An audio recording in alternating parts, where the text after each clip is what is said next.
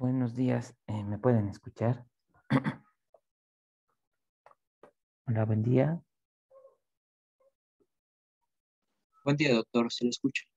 Sí, buenos días. Hoy vamos a empezar un nuevo tema. Les había dicho que vamos a repasar sobre la fisiopatología de las arritmias. Sí, lo vamos a hacer con unas nuevas diapositivas que todavía no las he acabado. Entonces, eso lo vamos a hacer, calculo, el día viernes.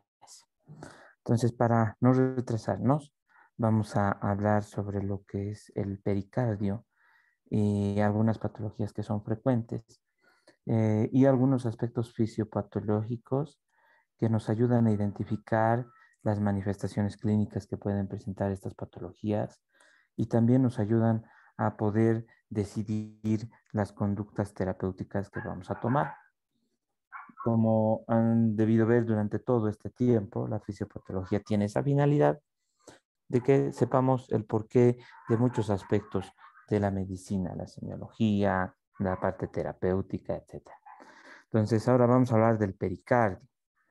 Si hacen un recuerdo en la parte de anatomía y fisiología, que lo han debido ver con mayor profundidad, al final el pericardio puede presentar un gran grupo de enfermedades que pueden ir desde una simple pericarditis, que es un proceso benigno y como su nombre lo dice, es un proceso inflamatorio, autolimitado, y puede ir hasta el otro extremo en el cual desencadene una situación que ponga en riesgo la vida de un paciente, que es el taponamiento pericárdico o el taponamiento cardíaco. Eh, y va en ese rango de posibilidades. El pericardio como tal se comporta como un saco que está constituida por dos tipos de hojas que están circundando el corazón. Una hoja serosa, que es el pericardio visceral, que se adhiere muy bien a la pared externa de los ventrículos. Ay, me permiten un momento, por favor.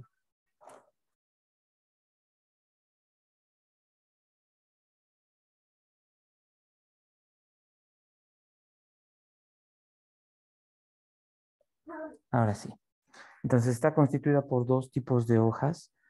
Una hoja que es una hoja serosa interna que recubre las paredes de los ventrículos y de las aurículas, es el pericardio visceral, y que a la altura de los grandes vasos se refleja sobre sí misma y constituye una capa que ya es de características fibrosas y es una capa externa que es el pericardio parietal. Entonces tenemos dos hojas que forman el pericardio y dentro de estas dos hojas encontramos un espacio virtual que está constituido por una pequeña cantidad de líquido, que es el líquido pericárdico, que separa de forma discreta estas dos capas y facilita de que no exista una fricción entre ellas durante el ciclo cardíaco normal, durante el latido cardíaco, durante la contracción y todos los fenómenos que se desencadenan en el ciclo cardíaco.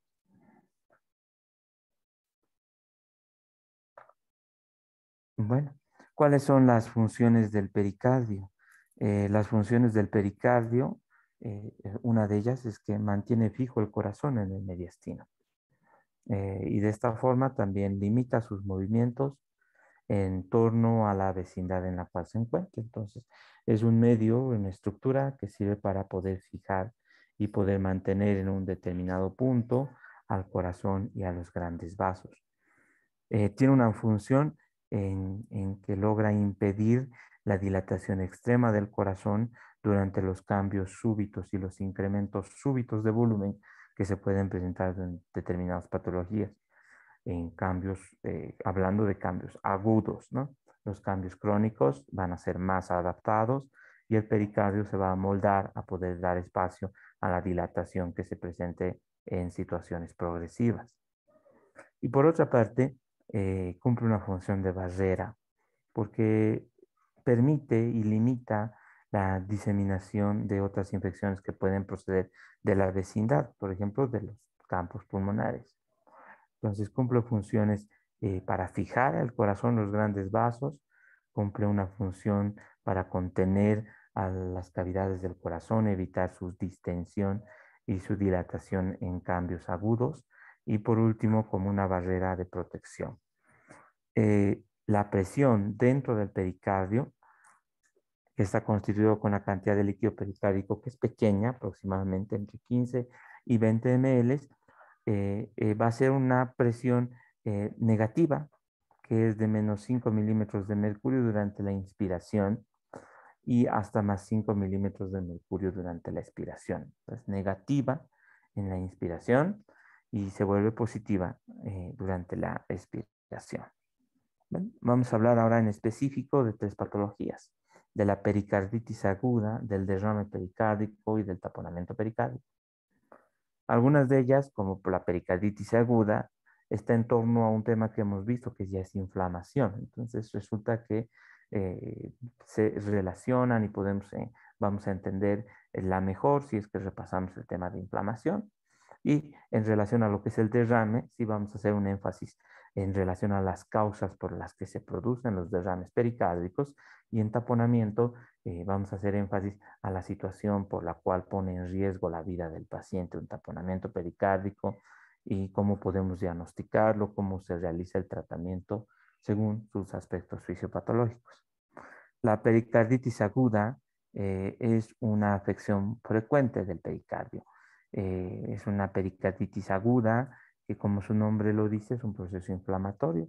Es un proceso inflamatorio de las hojas que puede estar producido por múltiples agentes, múltiples causas, pero las podemos clasificar en dos tipos. Aquellas pericarditis agudas que tienen un origen infeccioso. Dentro de las causas infecciosas, el más importante está la pericarditis aguda de origen viral. Tenemos la tuberculosa, que todavía es una causa que debemos sospechar en nuestro entorno, y también las pericarditis agudas bacterianas, biógenas relacionadas al estafilococo aureus, al estreptococo, en pacientes que estén cursando una infección de piel y partes blandas, o una infección que haya producido su diseminación y que pueda comprometer el pericardio u otras estructuras del corazón. Dentro de las causas no infecciosas, porque saben que la inflamación no siempre es infección, dentro de las causas no infecciosas, la más frecuente es la urémica, que va a desencadenar un proceso inflamatorio químico por la retención de ácidos en pacientes renales. Es una de frecuente. Luego tenemos las enfermedades neoplásicas, la inducida por la radiación en el curso de un tratamiento de pacientes oncológicos, y también tenemos la que se presenta posterior al infarto agudo de miocardio. Y también una importante que es la relacionada a enfermedades reumatológicas, a enfermedades del colágeno. Hay un gran grupo de enfermedades como el lupus eritematoso, la artritis reumatoidea, que pueden cursar con inflamación del pericardio, una pericarditis aguda no infecciosa. Dentro de las infecciosas, la pericarditis viral, o también llamada idiopática, casi siempre todas las pericarditis están dentro de lo que es el tenor de idiopáticas, porque no se puede identificar una causa específica que ha desencadenado la inflamación del pericardio. Muchas veces se han realizado una serie de estudios en relación a lo que es serologías, y han relacionado a posibles agentes virales que desencadenen luego el proceso inflamatorio. Es por eso que la pericarditis viral y la pericarditis idiopática son casi el mismo término, porque muchas veces las pericarditis no llegamos a identificar una causa específica, y por la posibilidad, lo más probable es que sea una causa viral desencadenante, especialmente en pacientes jóvenes. Entonces, esta es una entidad que, como hemos visto en principio, puede ser algo tan sencillo como es un proceso inflamatorio y autolimitado en un principio. Por otra parte, tenemos la pericarditis tuberculosa. Es importante en algunos países, todavía lo es en nuestro país. En pacientes con inmunosupresión, la pericarditis tuberculosa puede derivar de la reactivación de los microorganismos en los ganglios linfáticos mediastínicos, si es que han cursado con el cuadro infeccioso a una edad más temprana. en pacientes inmunodeprimidos o con inmunosupresión por algún tipo de tratamiento, pueden presentar una reactivación del microorganismo y producir una pericarditis tuberculosa. O puede ser una infección, una transmisión directa de un cuadro pulmonar, ¿no? Inicialmente pulmonar, que luego compromete de manera directa y por vecindad al pericardio y desencadena una pericarditis tuberculosa. Las pericarditis bacterianas, que tal vez son un poco más frecuentes que las tuberculosas, están relacionadas a infecciones bacterianas que en su mayoría tienen un origen externo, están relacionadas a lo que es piel, partes blandas y a nivel osteoarticular. Y es la gran capacidad que estas infecciones producidas por estafilococos o estreptococos pueden diseminarse a través de la sangre a distintas otras estructuras del organismo. Y ahí está el pericardio y va a desencadenar una pericarditis bacteriana. Como su nombre lo dice, es purulenta, entonces va a ocasionar un acúmulo de líquido purulento dentro de lo que es el saco pericárdico. Eh, ¿Cuáles vendrían a ser los desencadenantes? Las infecciones de piel y partes blandas, osteoarticulares, que generalmente tienen una gran diseminación hematógena, producen bacteremia fácilmente. Luego tenemos las no infecciosas, las pericarditis no infecciosas. Ahí tenemos a la que se produce después de un infarto. Tenemos dos momentos diferentes en el infarto. En una etapa precoz, temprana, el cual es unos cuantos días después de que un paciente ha sufrido un infarto agudo de miocardio, y se caracteriza por una inflamación que se extiende a toda la superficie del pericardio y relacionado al miocardio que se ha lesionado.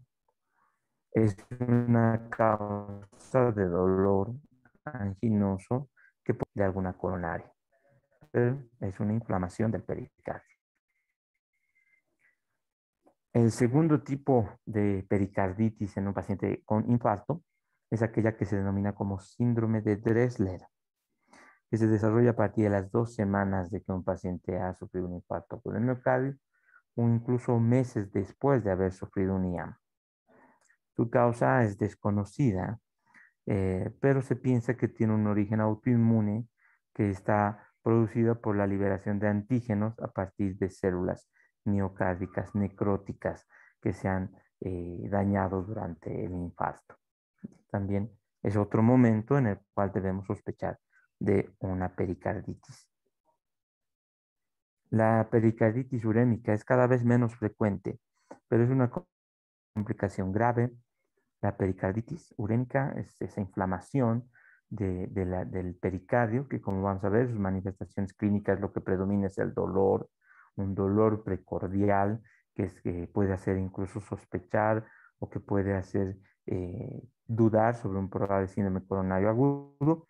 Y además, las pericarditis, como veremos, también están acompañadas de derrames pericárdicos, ¿no? Es un proceso inflamatorio por lo que va a acumular también líquido del pericardio. Entonces, la pericarditis urémica con ese dolor característico y además con el derrame pericárdico que puede desencadenar es una complicación grave de la enfermedad renal crónica. Eh, es un poco menos frecuente actualmente por la diálisis, por las conductas terapéuticas relacionadas a sustituir la función renal y el inicio precoz de la diálisis en los pacientes que van siendo observados mientras tienen una insuficiencia renal crónica y se los va programando paulatinamente y se los lleva a diálisis de manera programada y de una manera precoz.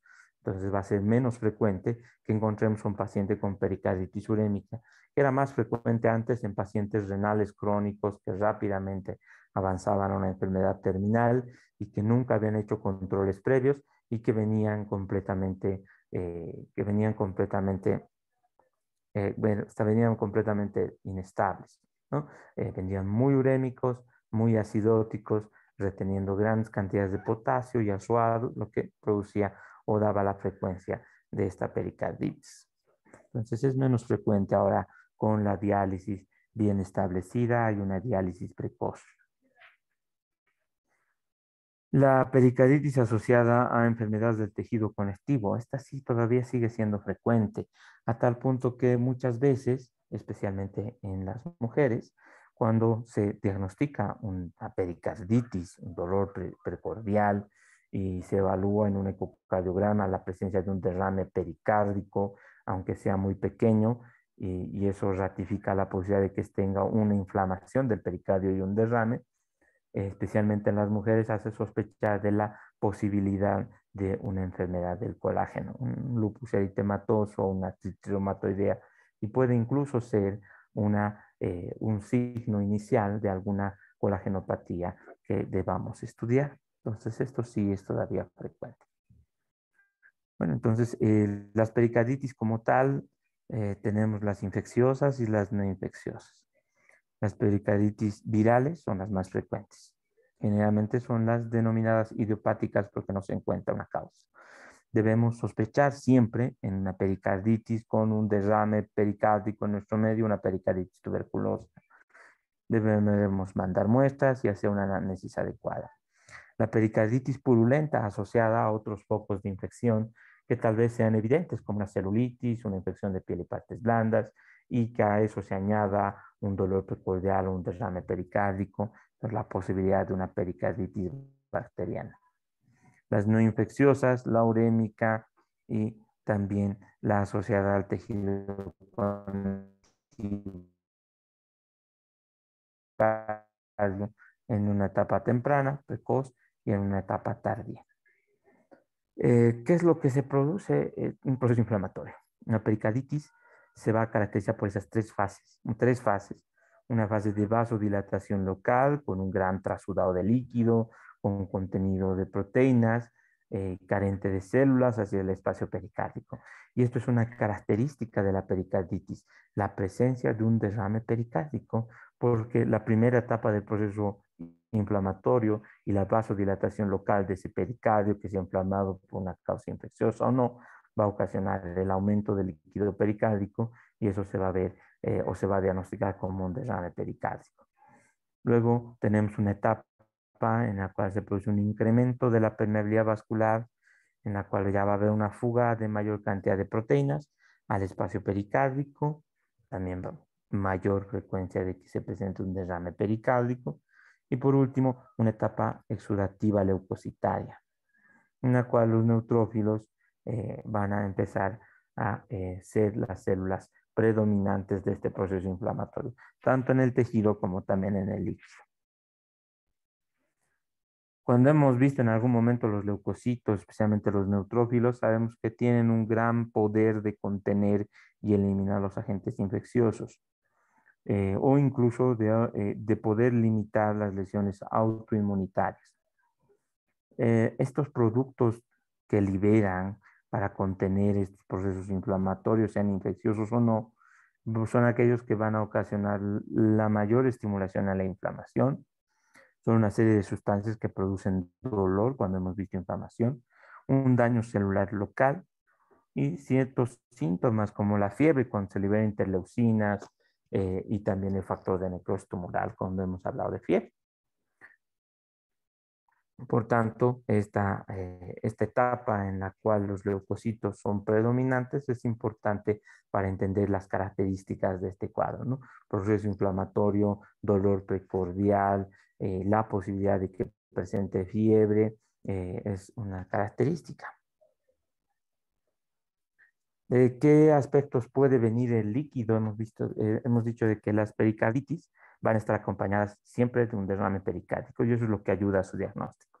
Dolor precordial que con un ecocardiograma se evidencia un derrame pericárdico, aunque sea muy leve, es una gran posibilidad de que sea una pericarditis, descartando las causas más graves, como es el síndrome coronario agudo, un infarto. En el caso de las pericarditis agudas, las pericarditis serosas, la característica es un exudado acuoso, ¿no? Es una característica, es como un líquido de características normales, con algo o un aumento en la cantidad de glóbulos blancos y de neutrófilos. La serofibrinosa es un pericardio visceral y parietal que pueden engrosarse y muchas veces se pueden fusionar. produce una serie de cicatrizaciones que en algún momento restringe el movimiento del corazón y puede llegar a restringir el llenado diastólico. Las serofibrinosas, como en el caso de una pericarditis tuberculosa. Las purulentas, los procesos generalmente infecciosos bacterianos, inflamación intensa asociada a una infección bacteriana, y la característica del líquido pericárdico es purulento, es pus. Y tenemos una hemorrágica, que es una variedad en la cual el líquido pleural va a tener unas características como, como un líquido que tiene las características de la carne lavada. Es un líquido medio rojo, rosado, como si fuera el líquido de una carne lavada, que no forma coágulos por el mismo hecho de que el corazón en cada latido le quita la fibrina a ese contenido del líquido pleural que es hemorrágico y evita la coagulación, por lo que el derrame pericárdico hemorrágico será aquel que obtenemos o se obtiene al realizar una punción y se obtiene un líquido muy parecido a la sangre, pero que no coagula por el movimiento del corazón y lo que va a terminar a retirar la fibrina que producía la coagulación. Entonces, el hemorrágico es frecuente en la tuberculosis y en las neoplasias.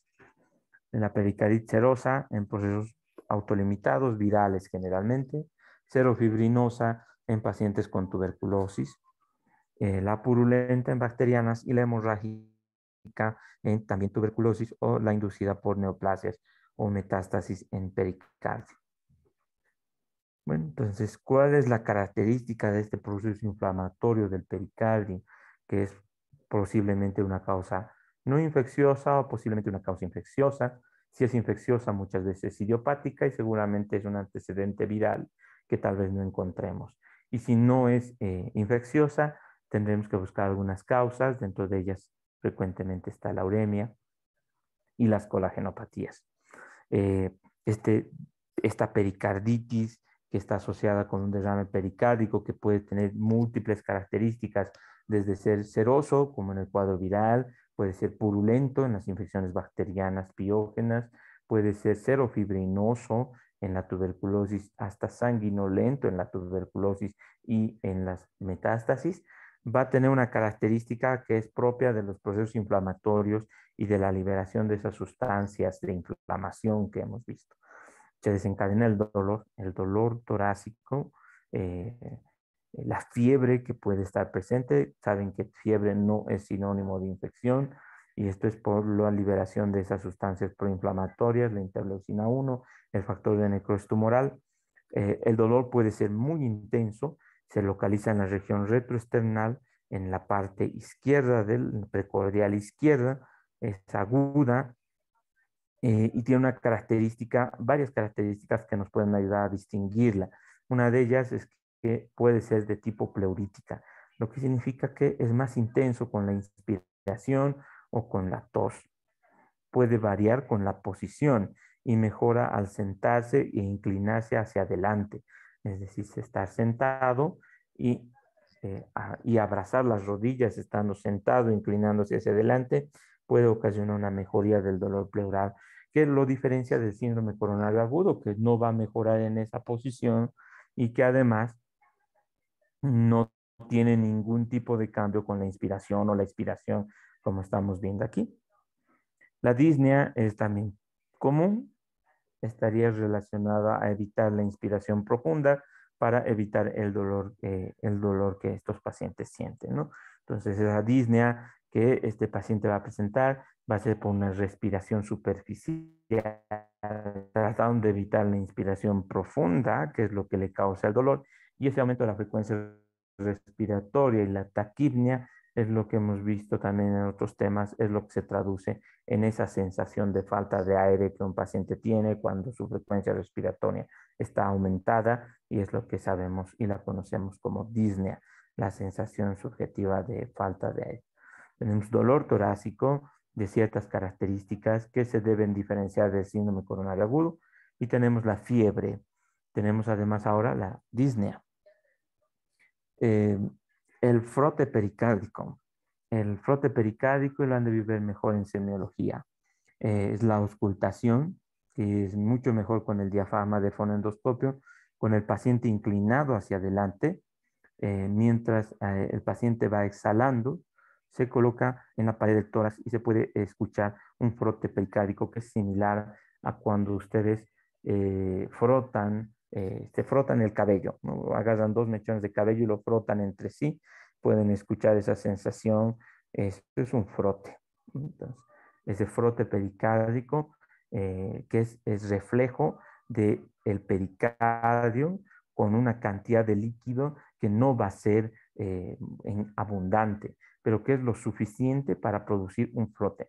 Cuando el paciente va a tener un derrame pericárdico más grande, en mayor cantidad, el frote pericárdico se va a perder.